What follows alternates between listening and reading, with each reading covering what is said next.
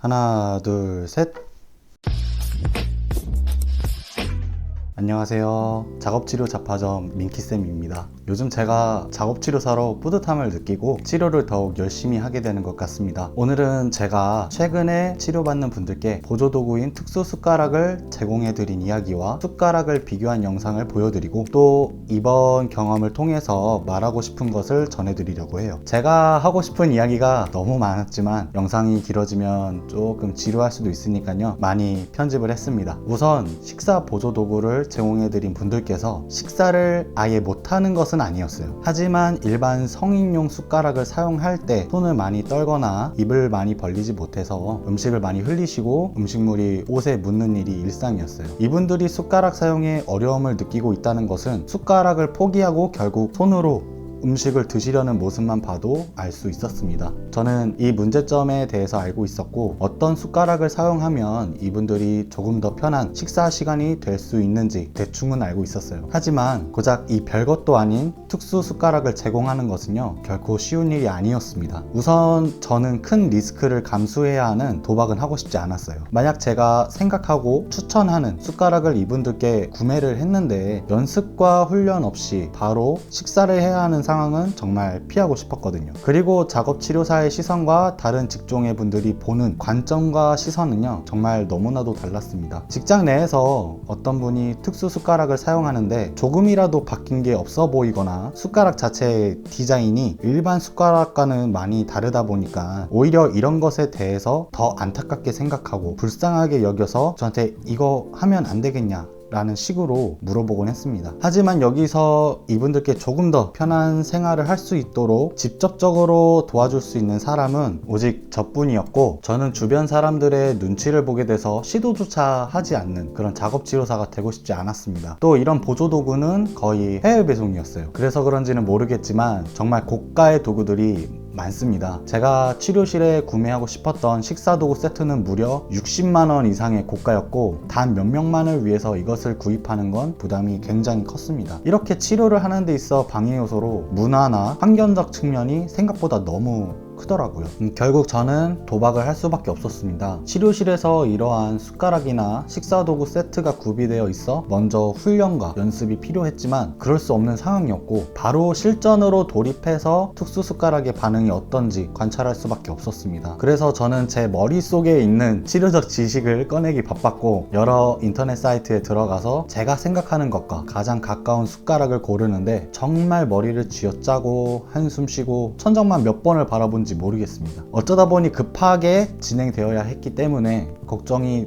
너무 많았고 저의 이런 답답한 마음을 알아주는 사람은 없었어요. 아무튼 이렇게 보조도구를 알아보고 구매하고 제공하는 경험이 없는 상태에서 이분들에게 특수 숟가락을 제공한다는 것은 어려움이 있었고 이것을 구매하고 나서 효과를 보지 못하면 개인이 33,000원을 날리는 꼴이었습니다. 숟가락 한 개가 33,000원이었는데 이것도 그나마 가격이 저렴한 편이었어요. 최대한 이런 일이 발생되지 않도록 평소 일반 숟가락을 사용할 때 동영상으로 촬영도 하고 관찰도 하고 여러 자료를 찾아봤습니다. 왜인지는 모르겠지만 이렇게 해외 작업치료 물건들을 대행으로 파는 업체들은요 대부분 치료 도구에 대한 자세한 설명이 거의 없어요. 어느 사이트는 외국어로 설명되어 있는 것을 그대로 번역기에 돌려서 복사 붙여넣기 해가지고 오히려 도구에 대한 신뢰도를 더 낮게 만들더라고요. 정말 참 여러 가지로 어려운 부분이 많았습니다. 마침내 특수 숟가락을 받게 되었고 바로 점심시간에 사용하는 모습을 보게 되었습니다. 저는 여태까지 하지 않았던 어쩌면 할 수 없었던 작업치료를 처음 시도하게 되는 순간이라 등에서 식은땀이 흐르고 긴장이 많이 되더라고요. 특수 숟가락을 처음 접한 이분들께서는 굉장히 낯설어 했고 이게 뭐지? 지금 나 놀리는 건가? 라는 말이 얼굴 표정에 묻어 있었습니다. 저는 억지 미소를 띠면서 한번 사용해보세요 라고 이렇게 떨리는 목소리로 권해드렸어요. 저는 이분들이 특수 숟가락을 들어 올린 순간 온몸에서 소름이 돋기 시작했고 말로 표현할 수 없는 희열감이 생기기 시작했습니다. 뭐 엄청 눈에 띌 정도로 바뀐 것은 아니지만 그래도 제가 생각하고 예상했던 것들이 딱 맞아떨어지는 그 순간 정말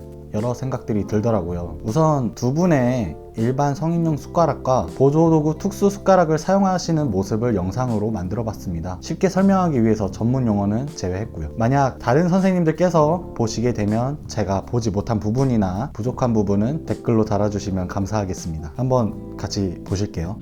일반 성인용 숟가락을 사용하시는데 숟가락에 음식물을 한가득 담으셨어요. 그런데 입속으로 넣는 순간 상당히 많은 양의 음식을 식판에 흘리는 모습을 볼 수 있습니다.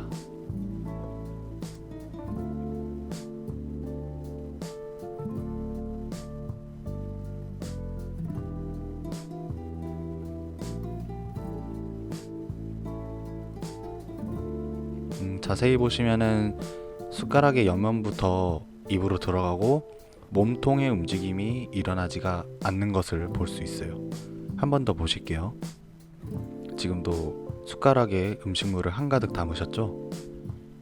입으로 가져가고 넣는 순간 거의 절반 이상의 음식물이 밖으로 나옵니다. 지금 순간 음식을 드셨는데 몸을 움직이지 않으셨어요. 식사 보조도구를 사용하신 모습입니다. 순간이지만 음식을 입으로 넣을 때 몸통을 앞으로 가져가고 계시네요. 그 후에 몸을 뒤로 다시 움직이셨고요.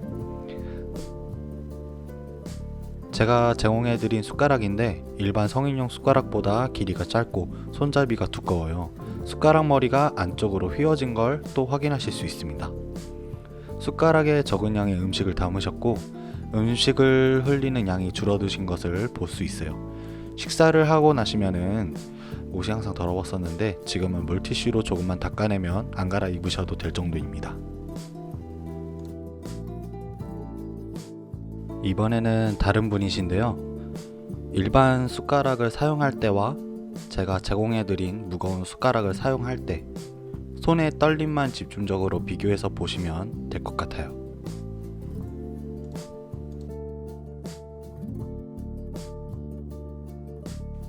떨리는 손 때문에 그런지 숟가락을 아예 놓으셨습니다.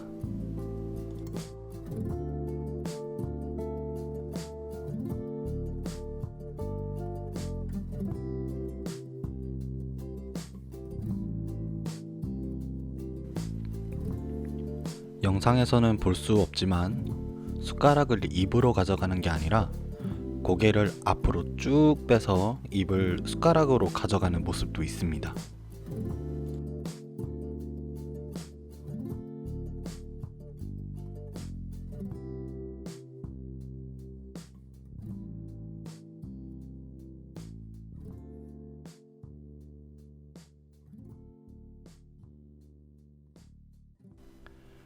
이번에는 제가 제공해드린 무거운 숟가락입니다.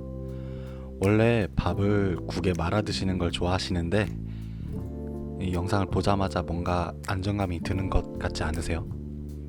손이 그래도 조금 떨리긴 하지만 일반 숟가락을 사용할 때보다 떨리는 그 정도가 뭔가 확실히 줄어든 모습을 볼 수 있습니다.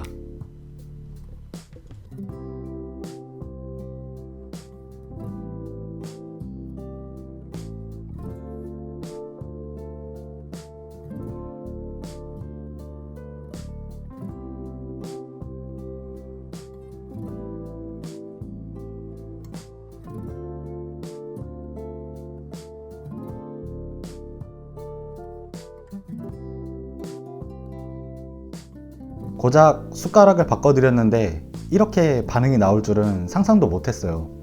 그리고 영상을 찍는 지금 오늘 제가 사정이 생겨서 일반 성인용 숟가락으로 드렸어요. 보조도구를 드리지 못했는데 근데 이거를 사용하시는 분께서 나 그거 달라고, 이거 성인용 숟가락 이거 일반 숟가락 말고 그 새로 산 숟가락으로 달라고 이렇게 요청을 하시더라고요. 저는 정말 저의 노력이 헛되지 않았구나 라고 생각을 했고 정말 뿌듯했습니다.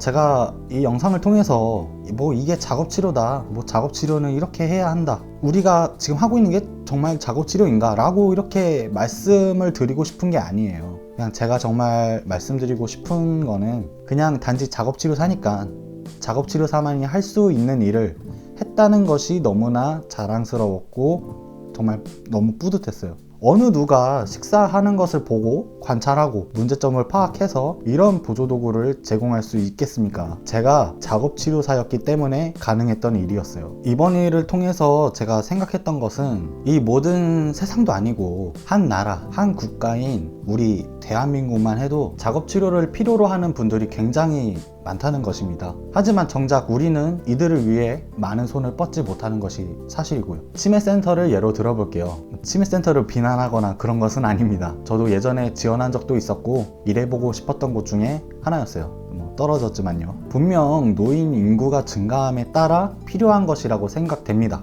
굉장히 좋죠. 그것도 보건소 이런 데에서 제공을 해주니까요. 그런데 왜 단순히 치매만을 위한 센터일까요? 더 많은 것을 해주고 더 많은 분들이 찾아올 수 있는 그런 센터나 기관은 안 되는 걸까요? 우리가 할 수 있는 일의 영역은 정말 엄청 이렇게 넓은데 왜 치매라는 것을 위한 센터가 생기는지는 모르겠습니다.